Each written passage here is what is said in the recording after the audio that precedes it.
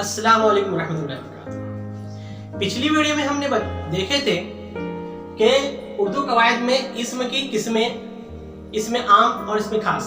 आज हम इस्म की और दूसरी किस्मों के बारे में मालूमात हासिल करेंगे।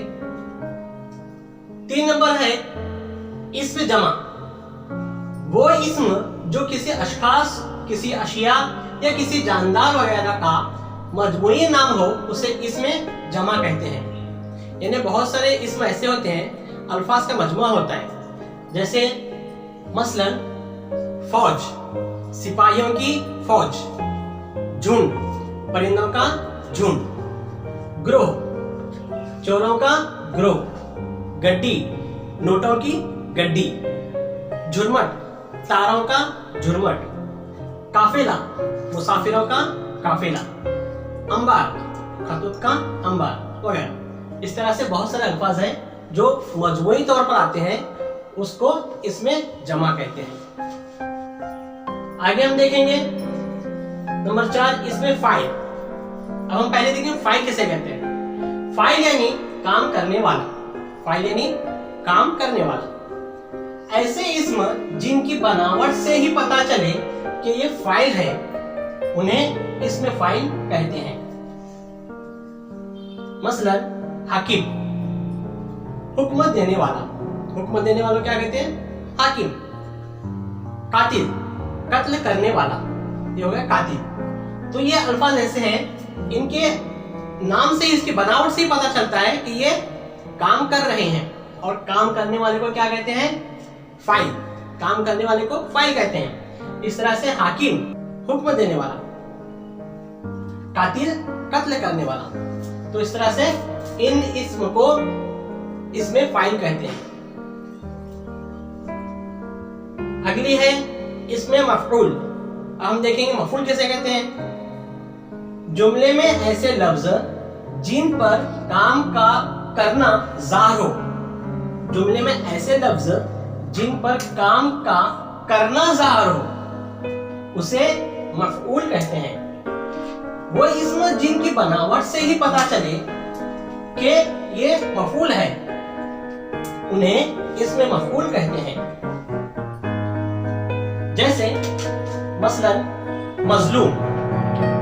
मजलूम यानी जिस पर जुल्म हुआ, जिस पर जुल्म हुआ उसको कहते हैं मजलूम।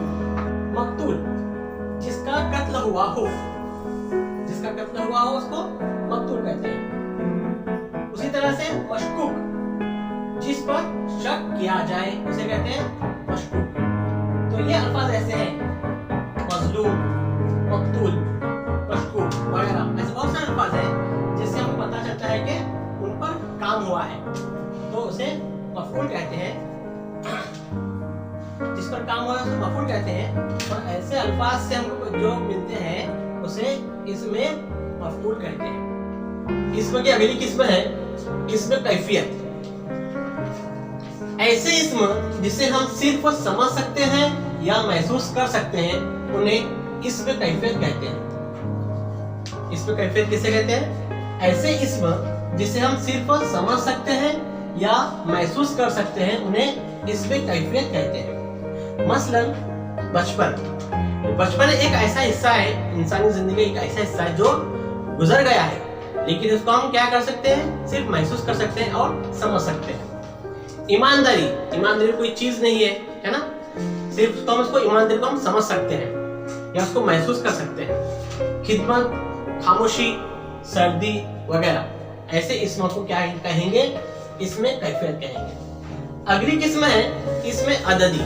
ये बहुत ही आसान है, इसमें अददी। इसके नाम से ही हमको मालूम पड़ रहा है कि इसमें अदद आया हुआ है। ऐसे इस्म जिनसे तादाद या गिनती ज़ाहिर हो, उन्हें इसमें अददी कहते हैं। मसलन 4, पहला, दर्जन वगैरह, है ना? ऐसे इसके इस्म के अंदर सिर्फ अदद आते हैं, है ना, जिसको हम गिनते हैं, जैसे गिनती का अदद है वगैरह। अगली किस्म है इसमें गैर अददी। ऐसे इस्म जिन्हें गिना नहीं जा सकता, उन्हें इसमें गैर अददी कहते हैं। मसलन हवा। हवा एक ऐसी इस्म है जिसको हम सिर्फ महसूस कर सकते हैं, हम उसको गिन नहीं सकते हैं, है ना। एक हवा, दो हवा ऐसा नहीं कह सकते। पानी ये भी एक क्या है, गैर अददी इस्म है। दूध, सोना, चांदी वगैरह, ये तमाम ऐसे इस्म है जिसको हम किसी में शुमार नहीं कर सकते, गिन नहीं सकते उसको। ऐसे इस्म को इस्म गैर अददी कहते हैं।